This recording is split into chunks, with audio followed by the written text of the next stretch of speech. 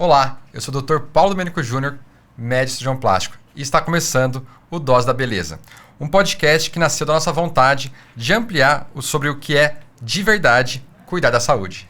E eu sou a doutora Lilian Anami, doutora em odontologia, especialista em harmonização orofacial, e a gente entende aqui que beleza não é só sobre aparência física, é equilíbrio, é bem-estar, é informação confiável chegando de forma leve. Por isso, criamos esse espaço para conversar com especialistas e trazer reflexões que ajudam no dia a dia de quem busca qualidade de vida. Sempre com um toque humano, porque a gente acredita que saúde também se constrói com acolhimento e escuta. Seja bem-vinda à sua dose semanal de beleza, no sentido mais amplo da palavra, começando agora. Dose da Beleza, onde estética e saúde caminham juntos. Com o Dr. Paulo Domênico Júnior E doutora Lilian Anami.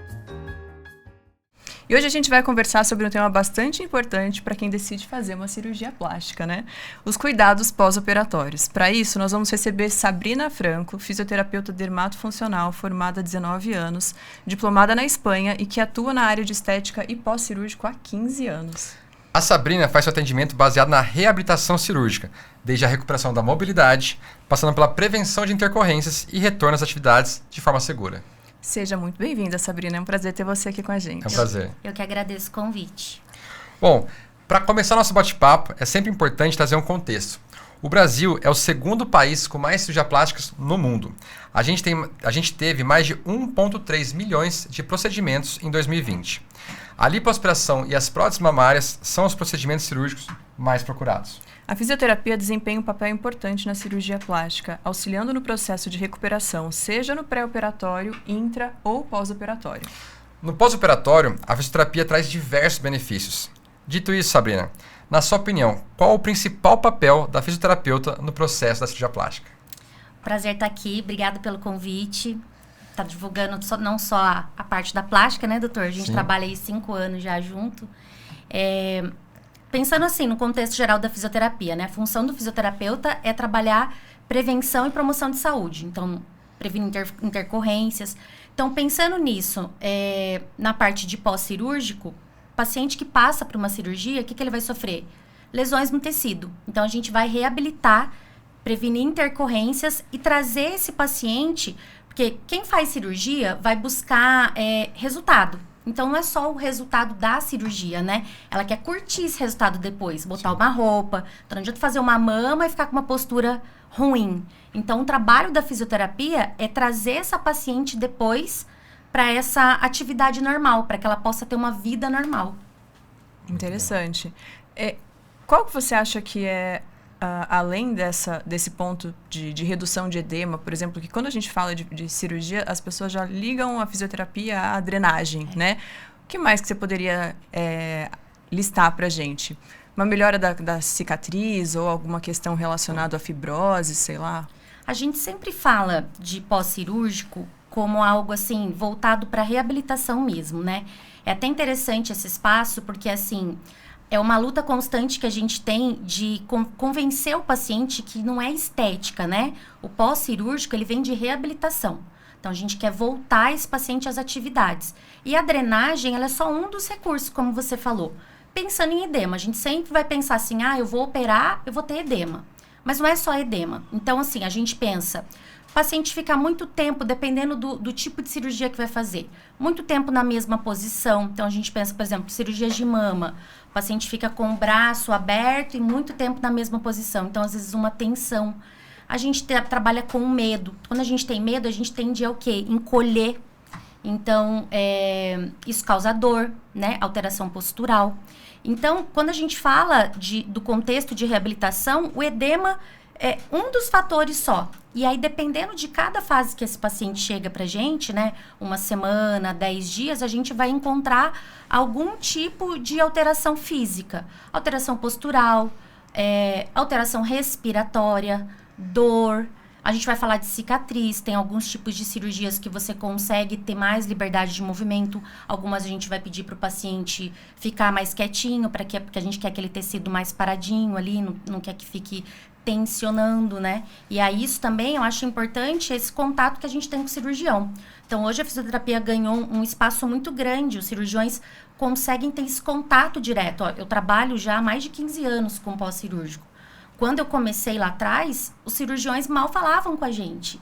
Então, esse espaço, por exemplo, que vocês estão dando, que o Dr. Paulo dá, dessa importância de falar da fisioterapia, é importante, porque às vezes o paciente, mesmo com era de internet, era digital, às vezes o paciente não tem essa informação em mão, de que ele precisa fazer o pós-cirúrgico depois, né? Então, a gente vai pensar em cicatriz, a gente vai pensar em hidratação de pele, postura, respiração e o principal para mim, que é a questão de dor. O paciente tem, na maioria dos casos, muita dor.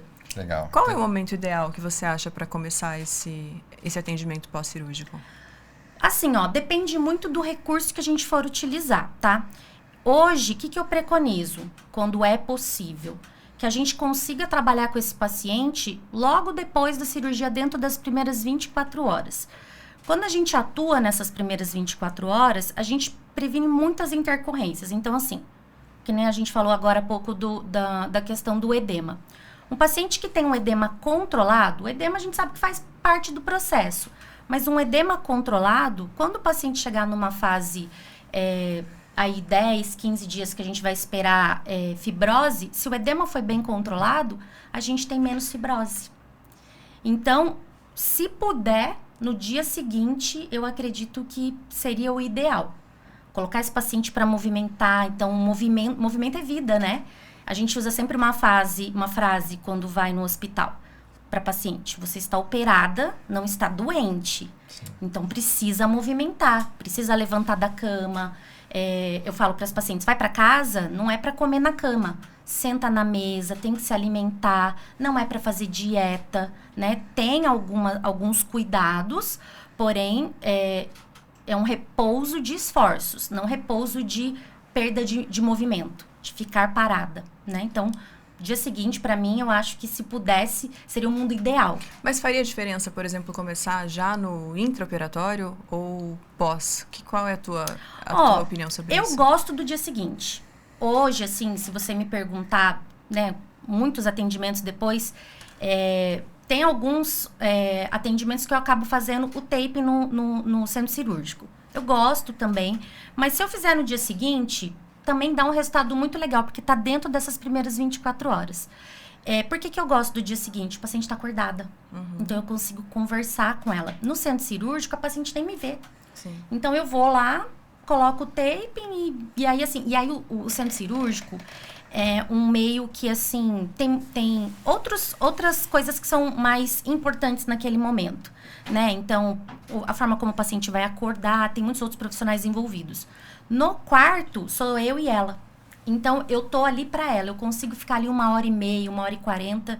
E aí, ela tá acordada. Então, às vezes, eu sempre oriento elas a tentar se alimentar antes de eu chegar. Então, eu gosto do atendimento no dia seguinte. Eu vejo, assim, que fica mais confortável para a paciente.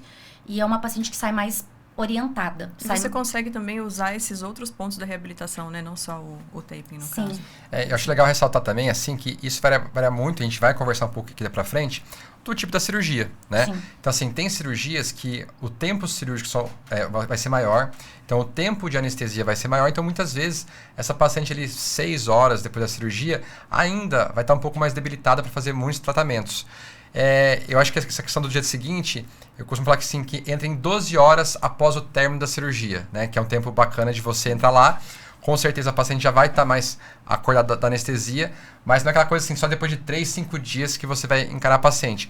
Para mim, na minha prática, quando eu comecei a ter a fisioterapeuta trabalhando ainda com a paciente antes da alta, e aí independente de qual cirurgia, pode ser uma lipo com uma abdominoplastia, que é uma cirurgia um pouco maior, pode ser uma prótese de mama, uma cirurgia de 1 hora, que a paciente vai para casa 6 horas depois da cirurgia, o fato de ter a fisioterapeuta ali ainda no hospital, no mesmo dia ou no dia seguinte, mas faz toda a diferença.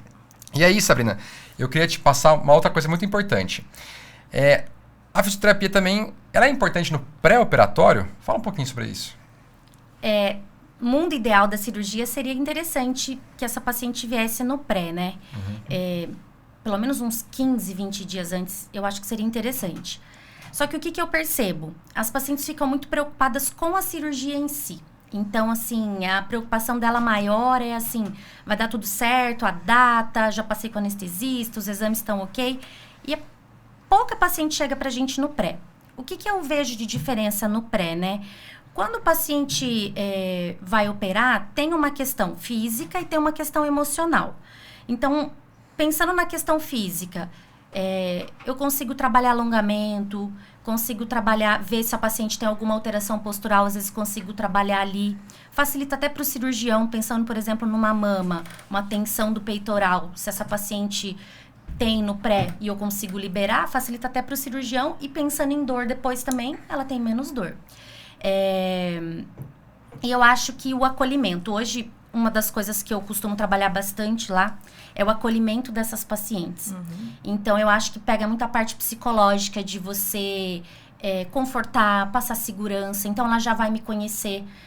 Toque, né? Fisioterapeuta trabalha muito toque. Então, ela já conhece o toque da minha mão. Então, eu acho que no mundo ideal da fisioterapia seria muito interessante o pré-operatório, sim. Talvez esse vai ser o futuro, né? Recentemente, eu atendi uma paciente que ela teve 3 partos, né? O primeiro foi cesárea.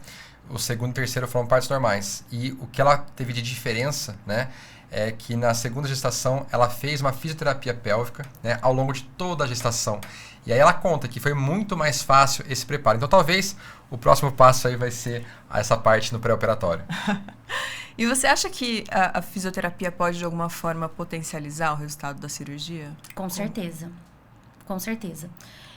Não só uma conduta mal executada. Então, pegar uma profissional que não é preparada. Então, fazer alguma manobra que você estire demais esse tecido, a gente pode ter alargamento de cicatriz, aumentar a incidência de seroma. Então, às vezes, tem paciente que pode ter seroma ou pode ser que não tivesse, mas às vezes por uma conduta mal executada, pode piorar o caso ali. E assim, imagina a paciente fazer uma cirurgia de refinamento corporal. Então, vai fazer uma lipo. E aí fica cheia de fibrose. E você nunca vai conseguir esse desenho, esse refinamento com a fibrose ali. Então, aí entra a fisioterapia. Ou, às vezes, o paciente faz cirurgia de mama. E aí, medo, insegurança, adota uma postura de proteção, né? E aí, flexiona o tronco. Aí eu brinco com as pacientes. Como que vai colocar o biquíni, botar a mama para jogo se tá com a postura ruim? Então, eu acho que, assim, é um casamento, a cirurgia com a fisioterapia, porque a gente consegue potencializar muito o resultado. Você falou sobre usar a técnica correta. Eu já te vi falando na clínica sobre essa questão, sobre, por exemplo, existem tipos de cirurgia que, por exemplo, quando tem uso de tecnologia. Conta um pouco o que muda nessa abordagem, o que não pode ou o que deve ser feito de forma diferente. Sim, é legal sua pergunta, porque a cirurgia mudou muito, né? Antigamente era lipo e o índice de fibrose era muito maior. O doutor até pode falar melhor, claro. As lipos eram muito mais agressivas. Hoje a gente tem o quê? As tecnologias. Então o tecido sofre mais, tem uma sobrecarga maior, né? Hoje a gente tem, por exemplo, no mercado algumas tecnologias que nem o ergoplasma, o Renuvium de retração de pele. Então a gente quer trabalhar o edema, quer que essa paciente não tenha tanto edema, porque aí vai ter menos dor, menos fibrose lá na frente. Porém, eu não posso fazer muita mobilização desse tecido. Porque se eu quero que esse tecido fique ali paradinho, se quer a retração, se você manipula demais, você pode prejudicar a ação da tecnologia. Conta um pouco como funcionam essas tecnologias, eu acho interessante. Bacana. Então, assim, como a Sabrina falou, né, evoluiu-se muito a lipoaspiração por conta das tecnologias. Inicialmente, elas vieram para aumentar a segurança, né? Então, por exemplo, assim, a gente tem os ultrassons que eles são emulsificadores de gordura, então eles vão diminuir o sangramento. E aí, uma das complicações da lipo, uma intercorrência que às vezes acontecia, era você ter uma flacidez de pele. Então, você fazia a lipoaspiração, você tirava a gordura, mas aquela pele nem sempre retraía. E aí, há cerca de 2, 3 anos, que chegaram, primeiro foi o jato de plasma, depois a gente tem outras tecnologias aí para falar. A minha preferência pessoal acaba sendo ainda o jato de plasma. Eles vão ajudar a retrair os septos que vão ter ali entre o músculo e a pele, que fica na região do subcutâneo da gordura ali. Então, a lipoaspiração não pode destruir esses septos, isso é muito importante, a técnica ainda é fundamental. O aparelho vai ser uma coisa a mais que vai agir para a gente. E ao final da lipoaspiração, a gente usa esse jato de plasma para tentar retrair essa pele. E eu acabo às vezes brincando com as pacientes. Se não vai, de repente, aumentar muito a retração, pelo menos ela vai evitar que essa retração, que essa flacidez de pele aconteça ali no pós-operatório. E aí é fundamental você ter alguém que você confie no pós-operatório, tá? Que você saiba o que vai fazer. Porque, por exemplo, se essa profissional que atua ali fizer muita mobilização de forma inadequada, como a Sabrina falou, você vai ter uma chance maior de seroma. Se você tem mais seroma, você tem mais líquido naquela região. E o que vai acontecer? Vai ter menos retração de pele. Então, é importantíssimo, e a gente conversa com muitos profissionais aqui, essa coisa de ser um pouco hiper especialista, mas por quê? Porque está acostumado, né, a ver o que vai acontecer, a saber o que vai fazer. E como ela mesma disse, se você for uma pessoa que não esteja tão acostumada com isso e tentar fazer aquele arroz e feijão que ela sempre fez, você pode ter problema. É interessante falar disso porque, de novo, eu trago aquilo que eu falei no começo. A gente sai com essa sensação de que é só uma drenagenzinha, né? E drenagem é só uma das várias técnicas que você tem ali. Drenagem pode ser feito em qualquer local, mas o pós-operatório, o cuidado pós-operatório não deveria ser feito dessa forma. E até porque a gente fala de drenagem, a gente pensa muito em lipoaspiração, né? E a gente tem que entender que, a gente vai falar um pouquinho aqui, que a fisioterapia no pós-operatório, ela serve para todas as cirurgias. Mas aí, Sabrina, eu queria fazer uma pergunta que eu acho muito interessante, né? Quais são os 3 principais erros que as pacientes cometem no pós-operatório? Ficaria aqui até amanhã, mas eu vou escolher 3. Tá. Eu acho que o primeiro é imediatismo. Então, as pacientes operam e elas já acham que elas vão sair do centro cirúrgico e já vai sair com a barriga para fora, de cropped, e não acontece. Tá. O processo, né? As pessoas não entendem de processo. Então, operou, e aí quando opera... E você tem uma frase muito boa para isso, que eu já te escutei falando, sobre a dignidade no pós-operatório. Eu falo bastante. Eu brinco com as pacientes que a gente tem um gráfico, não é comprovado cientificamente, mas ele é um gráfico que quando ela opera, ela vai descer o máximo na curva da humilhação e depois ela sobe na exaltação. Então, não tem biquíni, não tem. E aí é difícil o processo, porque elas querem sair. E aí, às vezes, tem aquela foto, né? Tira a foto lá dentro do centro cirúrgico, tá lindo. E ela acha que é aquilo ali. E aí, passa os dias, a coisa vai piorando, né? Até porque nem sempre aquela foto é de verdade, né? A gente sabe que tem coisas aí. Então, eu acho que o imediatismo atrapalha bastante. Tem uma coisa que eu coloquei esses dias, uma caixinha de pergunta até no Instagram e bombou, que é a cinta emprestada. Então, assim, economia, que é economizar em coisas que não vale a pena. Eu vou fazer a massagem, que elas acham que é massagem, né? Lá com a moça do salão onde eu faço cabelo. Eu vou pegar a cinta da minha amiga. Então, umas economias que eu acho que não vale nunca a pena, né? E eu acho que a terceira é comparação. Então, é o que eu mais vejo no consultório. Eu fiz a cirurgia mesma que a minha amiga fez e a minha não tá igual. Então, você vê que ela meio que andam juntos, né? Comparação e imediatismo. Porque a amiga tem uma evolução, ela acha que ela também vai ter. Tem outras, mas eu acho que essas 3 aí são as principais aí. A questão da economia, né? Eu queria falar um pouquinho disso também, porque, assim, eu percebo muito isso, tá?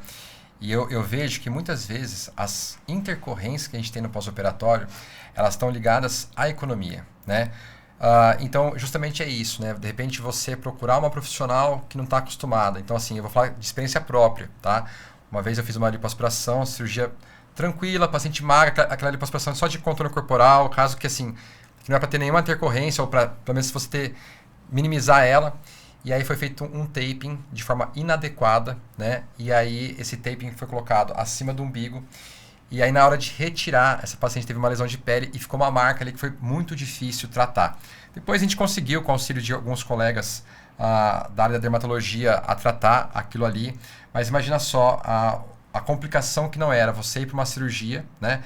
Vamos dizer assim, eu fiz a minha parte direito e aí é o profissional que foi ali, né? Que, de certa forma, eu não tinha indicado, então eu só cheguei depois que teve a complicação. E isso, por exemplo, fez eu mudar a minha rotina. Então, hoje, as minhas pacientes sabem que tem coisas que eu não abro mão, né? Então, que nem essa questão da fisioterapeuta no pós-operatório, né, é essencial. O primeiro taping, quando vai ser utilizado, né, pela minha equipe, que no caso é a Sabrina, mas assim, independente disso, a gente saber que a gente pode confiar. Então, essa questão da economia, tá? Eu já vi também economia, assim, na medicação. Então, às vezes a gente indica uma medicação que é importante para o pós-operatório, a gente explica o porquê, de repente, algum familiar vai lá e fala, doutor, não comprou. E a gente fala assim, não, mas é importante por conta disso, disso, disso. Eu acho que também, do imediatismo, eu acho que vale muito da conversa no pré-operatório. Então, gastar aquele tempo a mais, né? Explicar, olha, o seu resultado ele vai começar a ficar legal a partir de 3 meses, 6 meses, e você tem que fazer a sua parte e dividir essa responsabilidade é muito importante. Muito bom, muito bom. Existe algum tipo de cirurgia plástica que não tenha indicação, pelo menos das que você realiza? Existe algum tipo de cirurgia que não tenha indicação para fisioterapia de pós-operatório? Existe, fora o que a gente já falou sobre o uso da tecnologia, que já se espera uma abordagem diferente. Como que funciona isso para os diferentes tipos de cirurgia? Eu costumo falar, né? E a gente começou aqui com a Sabrina falando que ela trabalha com reabilitação cirúrgica.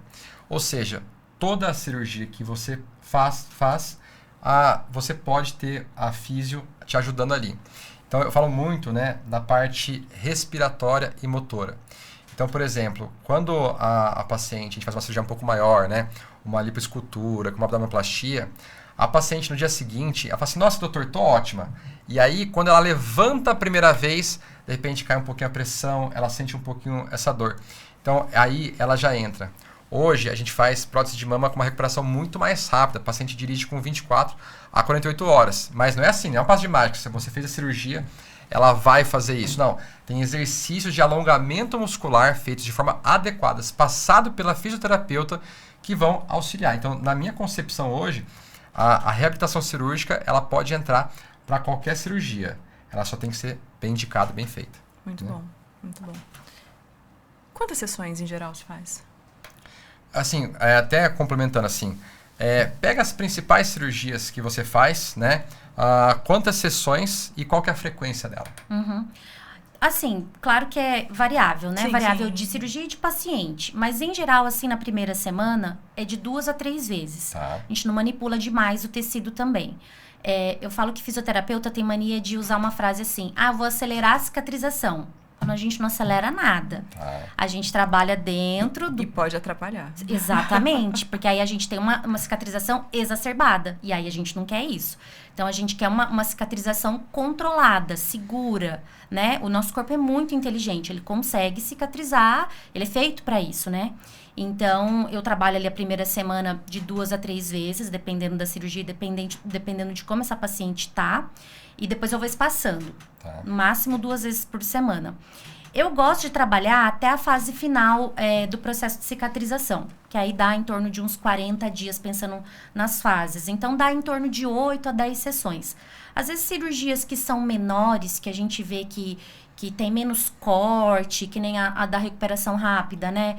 A gente acaba fazendo aí em torno de 4, 5 sessões. Acompanha essa paciente aí em torno de 15 dias. Normalmente, ela consegue já voltar às atividades normal. Legal, muito bom. E quem dá alta para paciente da fisioterapeuta? É o cirurgião plástico ou é fisioterapeuta? Eu dou alta.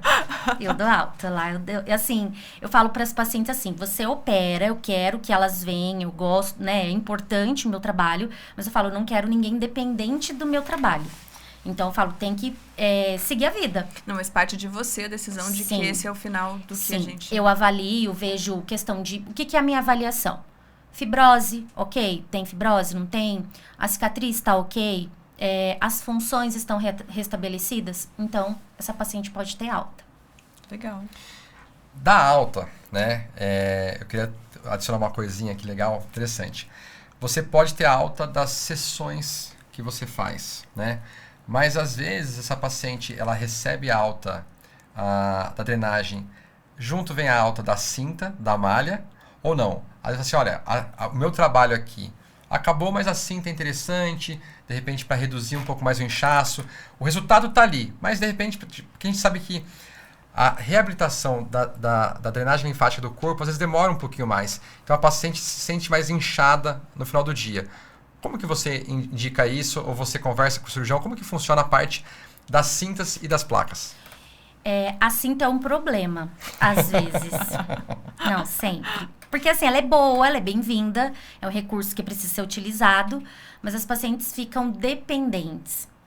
E aí, quando a gente fala de dependência de cinta, a gente fala em fraqueza muscular. O fisioterapeuta vai falar sempre de sistema musculoesquelético, né? Então, o paciente fica com aquela cinta o tempo todo, aí começa a entrar em fraqueza de abdômen, e aí depois começa a ter dor na coluna por excesso de uso de cinta. Eu gosto do desmame gradativo, até pensando nisso, né? O sistema linfático realmente ele fica uns meses. Eu brinco com as pacientes que é um efeito sanfona. Então, fica no incha, desincha. Então, depende de vários fatores. Se esse cirurgião libera a paciente para atividade logo, eu vejo que o paciente que volta a se movimentar, volta para atividade física, a recuperação é outra.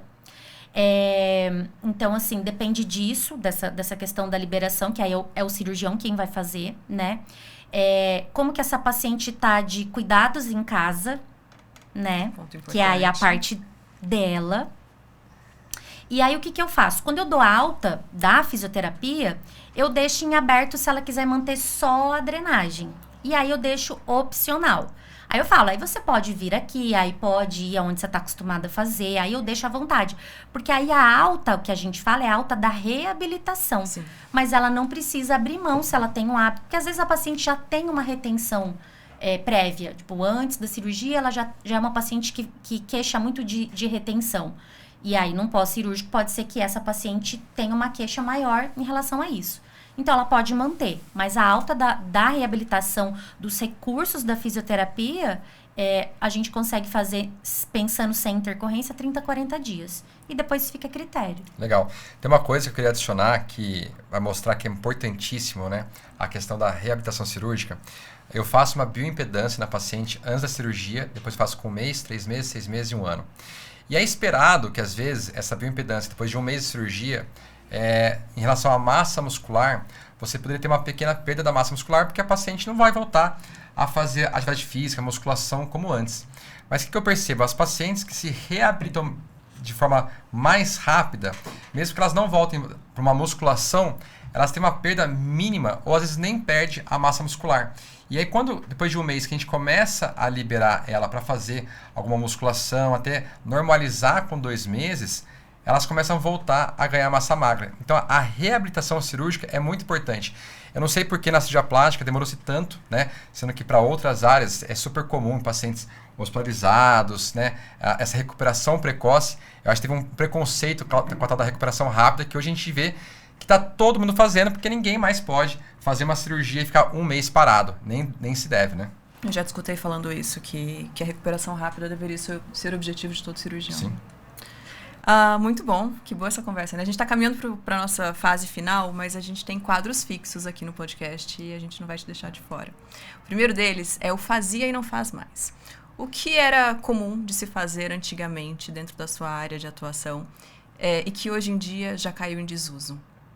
Fala antigamente, parece que a gente Pode ser de outros profissionais, assim, não precisa ser você exatamente. Tô brincando. Eu lembro que quando eu comecei com a plástica, com o pós-cirúrgico, o paciente vinha sozinho, né? Que nem o doutor falou. Não por indicação médica. Não por indicação médica. E eu atendi muito paciente assim. E a gente fazia um único protocolo, drenagem e ultrassom. O ultrassom é um recurso da fisioterapia, tem seus benefícios, mas no pós-cirúrgico não dá. Porque antigamente a gente fazia, ele falava muito da questão do edema. Aí volta de novo a falar do inchaço. Porém, a gente tem uma ação do ultrassom de estímulo de colágeno. E a gente não quer, porque fibrose basicamente é tecido de colágeno, né? Então, endurece, é um tecido, é um colágeno desorganizado. Mas aí você pensa que você já tem isso em formação. Aí você vai e coloca um aparelho que estimula mais. Então, hoje, assim, já fiz, confesso, muitos anos atrás. Mas que bom que deixamos de fazer, não usa mais. Não usa mais, legal. E a gente tem outro quadro também, que é o faria e não faria. Vamos lá. Quais procedimentos ou tratamentos que existem atualmente e que você, se fosse paciente, faria ou não faria, pensando aí também na sua área? Eu faria plástica. Acho que faria, eu nunca fiz, mas faria, mas não faria em consultório. Tá, legal. Só hospital. Por quê? Segurança, né?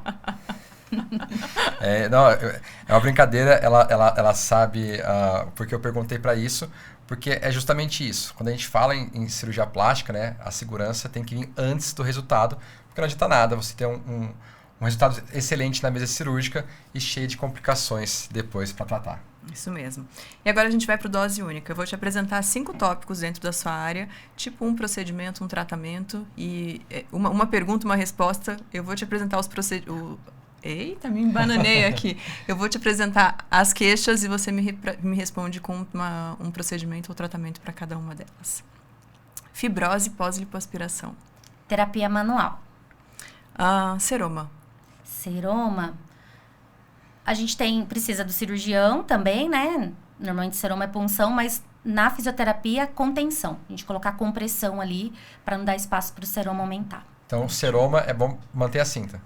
Sim. Deiscência, feridas abertas.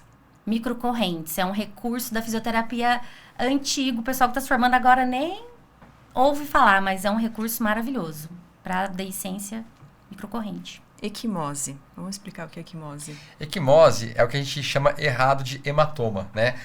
Porque hematoma seria um sangramento ali, um acúmulo de sangue.